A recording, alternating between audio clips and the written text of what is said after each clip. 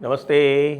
आपको याद दिला रहा हूँ 25, 26, 27 अक्टूबर हमारा राष्ट्रवादियों का महाकुंभ, जिसमें हम हिंदू इकोसिस्टम का निर्माण करेंगे।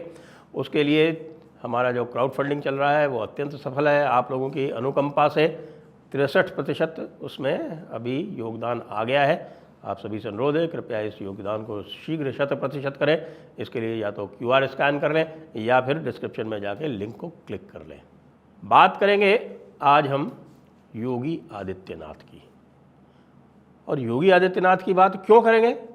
क्योंकि योगी जी जो है इस समय, यदि आप उनकी भाव भंगिमा देखें तो प्रश्न तुरंत स्वतः स्फूर्त आता है कि योगी जी क्यों इतना मुस्कुरा रहे हो।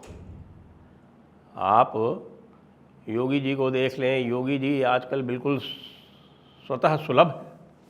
एक नई चैनल लॉन्च हुई कल उत्तर प्रदेश में, लाइव टाइम्स करके। वो लाइव टाइम्स में वो योगी जी को उद्घाटन के लिए बुलाया गया था। योगी जी गए वहाँ पे उद्घाटन में, और उसके बाद उन्होंने बड़ी सहजता से पत्रकारों के प्रश्नों के उत्तर दिए।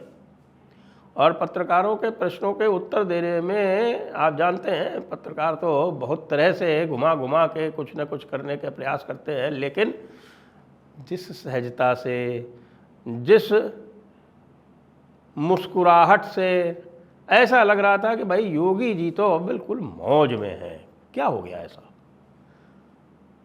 ध्यान करिए कि जब चुनाव परिणाम आए थे, चुनाव परिणामों के विश्लेषण के समय ही, क्योंकि हम लोगों ने जब चुनाव परिणामों का जो भी प्रेडिक्शन किया था, जो भी भविष्यवाणी की थी हमारी एनालिसिस के अनुसार, चुनाव परिणाम उस तरह तो आए नहीं, विशेषकर उत्तर प्रदेश में। क्योंकि उत्तर प्रदेश में तो हम भाई 65 से 70 देख रहे थे भारतीय जनता पार्टी के, और आए केवल NDA के 65 से 70 देख रहे थे, और आए केवल 37। तो बड़ा ही अनपेक्षित परिणाम था। तो फिर निश्चित रूप से उनका विश्लेषण तो होना ही था, और विश्लेषण के बाद बहुत सारे लोगों के जो है वो परिणाम आए, या लोगों ने अपने अपना विश्लेषण किया, अपने अपने कारण बताए। लेकिन हमने जो एक मुख्य कारण बताया था वो लगातार एक एक दिन जैसे बीतता जा रहा है वो प्रतिस्थापित होता जा रहा है, और भी प्रतिस्थापित हो जाएगा उपचुनावों के बाद में। और वो कारण था कि आपने योगी आदित्यनाथ को साइडलाइन करके और यह इम्प्रेशन देके कि आप योगी आदित्यनाथ को हटा देंगे, उसका खंडन न करके भाजपा के कोर वोटर को उदासीन कर दिया। भाजपा का कोर वोटर जब उदासीन हो जाएगा, जो कि विशेषकर यदि आप देखें तो रायबरेली और अमेठी, वहाँ देखेंगे तो स्पष्ट हो जाएगा। अमेठी में ब्राह्मणों ठाकुरों ने वोट नहीं दिया हमारी आंटी जी को, स्मृति ईरानी को। और आप देख ले परिणाम वही जो हुआ वहाँ आपके रायबरेली में, वहाँ भी लगभग उसी प्रकार का हुआ। आपने जो है वो राजा भैया को रुष्ट कर लिया, आपने बड़े बड़े और लोगों को रुष्ट कर लिया, आपने किनारे कर दिया हमारे एक तरह से बिल्कुल बेइज्जती की, बहुत बुरी तरह से आपने ब्रिजभूषण शरण सिंह की, सारे काम कर लिए। इसीलिए जो अंतिम चार जो चरण थे, जिसमें 59 सीटें थीं, उसमें यदि आप सहयोगियों को छोड़ दीजिए, सहयोगियों में तो खैर वहाँ तो राजभर वाले तो चुनाव ही हार गए। राजभर के अलावा अनुप्रिया पटेल जो थी वो भी 2 में से 1 सीट हार गई। संजय निषाद को तो अलग से दिया भी नहीं था। उनके भाई जो हैं प्रवीण निषाद, वो भी हार गए। उनको भी योगी जी ने कहा था नहीं जीतेगा, हटा दो इसको, नहीं माना। संजय निषाद के ज़्यादा इम्पोर्टेंट थे, निषादों ने वोट नहीं दिया, सबको पता है।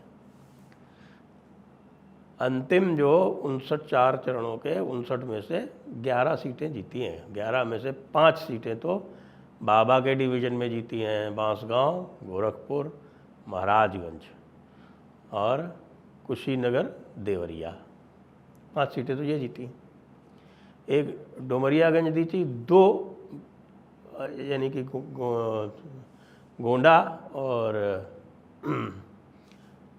आपके कैसरगंज, ये मिला के 5 और 3 8, और इसके अलावा पता है एक लखनऊ, प्रयागराज बिहार गए, एक वाराणसी और एक भदोई भी इसलिए कि वहाँ से तृणमूल कांग्रेस को टिकट दे दिया था ललितेशपति त्रिपाठी, यद्यपि कमलापति त्रिपाठी जी के पोते। तो भाई बाबा तो मुस्कुराएंगे ही। उसके बाद फिर बड़ा असफल प्रयास किया गया कि जो इसका दायित्व है या उत्तरदायित्व है वो बाबा पर डाल दिया जाए। बाबा एक सेकंड को भी हिले नहीं, लगातार फ्रंट फुट पे बैटिंग करते रहे और जितनी तेज बॉलिंग आई उतनी तेज उन्होंने छक्का मारा। कौन केशव प्रसाद और कौन ब्रजेश पाठक और कौन अमित शाह, कौन हेमंत शर्मा, सबके सब, यानी अमित शाह जी की ओर से आक्रमण कम नहीं हुआ, लेकिन योगी जी ने साफ साफ कह दिया बिल्कुल स्पष्ट शब्दों में कि ये ओवर कॉन्फिडेंस के कारण हुआ है। बाद में सबको पता चल गया ओवर कॉन्फिडेंस क्या होती है, ओवर कॉन्फिडेंस में किस तरह से योगी जी की एक नहीं सुनी गई। अब हालत ये है कि भैया पूरा का पूरा जिम्मा, सारे काम, साथ में चुनाव में कैंडिडेट सिलेक्शन, सब योगी जी को दे दिया गया। सब कुछ योगी जी के पास चला गया है। कैसे हुआ ये? तो भाई योगी जी तो मौज में होंगे ही। योगी जी ने जो एजेंडा लगाया, तुरंत बड़ी लाइन खींची, चाहे वो कांवड़ यात्रा की हो और चाहे वो दोषियों के घरों पर बुलडोज़र चलाने की हो, चाहे अयोध्या के राजा की ऐसी तैसी करने में। अयोध्या का राजा वो कौन? वही आपका अवधेश। अब लोग कह रहे हैं कि भैया ये कैसा अयोध्या का राजा है कि इसके आदमी के घर पे बुलडोज़र चल गया और ये बोला तक नहीं, कुछ कह भी नहीं पा रहा, कर भी नहीं पा रहा। तो अयोध्या के राजा वाला सारा का सारा नैरेटिव ध्वस्त कर दिया बाबा ने 4 दिन के अंदर। ब्रजभूषण शरण सिंह के साथ ये सब नहीं किया होता ना, तो अयोध्या में ब्रजभूषण शरण का भी अच्छा खासा प्रभाव है। और ब्रजभूषण शरण तो माने जाते थे कि भाई ये तो अमित शाह के आदमी हैं, उनको तो खड़ा किया जाता था पैरेलल किसके? योगी जी के, और उन्हीं का साथ नहीं दिया। उनके बेटे को टिकट तो इसलिए देना पड़ा क्योंकि पूरे उत्तर प्रदेश में ये फैल गया कि साहब कि ये ठाकुर लोग जो हैं वोट नहीं दे रहे। किस्सा का कहानी आ ही चुका था, आपने देख ही लिया था पश्चिमी उत्तर प्रदेश में क्या हुआ, जिसके कारण से सहारनपुर, कैराना जैसी सीटें हारी गई। मेरठ में नाको चने चबाने पड़े। गाज़ियाबाद में जो मार्जिन था वो आधा हो गया। गाज़ियाबाद जैसी सीट में जहाँ 6 साढ़े 6 लाख से जीत रहे थे 3 लाख पे आ गया मार्जिन। तो ये सारी चीज़ें वहाँ से दिख ही रही थी। तो फिर हिम्मत नहीं पड़ी, नहीं तो ब्रजभूषण शरण सिंह के बेटे को भी टिकट नहीं देते ये। इनके लिए विनेश फोगाट, जिसकी वजह से केवल इनके वोट कटेंगे, एक वोट भी नहीं आएगा, सब कुछ करने के बाद भी विनेश फोगाट जो है वो कांग्रेस ही ज्वाइन करने जा रही है और कोई कसर नहीं छोड़ी उसने भारत को बदनाम करने के लिए। लेकिन नहीं, अब भयंकर कन्फ्यूजन है। कभी ओपीएस पे यू टर्न लेने की तैयारी चल रही है। जो अभी यू टर्न ले लिए उनकी बात नहीं कर रहा हूँ मैं कि भाई यू टर्न लेके कोई दिलीप मंडल आ गया, कोई एनएफडीसी के कोई इजरायली वाला वो कैंसिल कर दिया। इस तरह के जो छोटे मोटे काम हैं वो तो ठीक है, बड़े यू टर्न की तैयारी हो रही है, बड़े यू टर्न्स की। जातीय जनगणना कल को ये करा दें, आश्चर्य मत कीजिएगा। इसीलिए बाबा मौज में है, क्योंकि बाबा जो है वो अपने उसूलों पर, अपने सिद्धांतों पर, अपनी लाइन पर न केवल कायम है, रोज बड़ी से बड़ी लाइन खींचते जा रहे हैं। एक बहुत बड़ा इम्तहान चल रहा है इस समय कांस्टेबल्स का, लगभग 50 लाख लोग उसमें भाग ले रहे हैं। 5 चरणों में चुनाव वो होना है पूरा इम्तहान। उसमें जो लोग जा रहे हैं तो समाचार ये आ रहा है कि भाई उनके हाथ का जो कलावा, राखी, महिलाओं के मंगलसूत्र, चूड़ियाँ इत्यादि सब उतरवाई जा रही, नियमों में लिखा हुआ है। लेकिन एक भी व्यक्ति ये नहीं कह रहा कि साहब हिजाब उतरवाए जा रहे हैं। जानते हैं क्यों? कि कोई हिजाब पहन के जा ही नहीं रहा है। इसको कहते हैं सत्ता का इकबाल। सारे हंगामे हो गए। अभी आरक्षण वाला जो है ना फ्लॉप हुआ, आपको ध्यान है? सुपर फ्लॉप हुआ।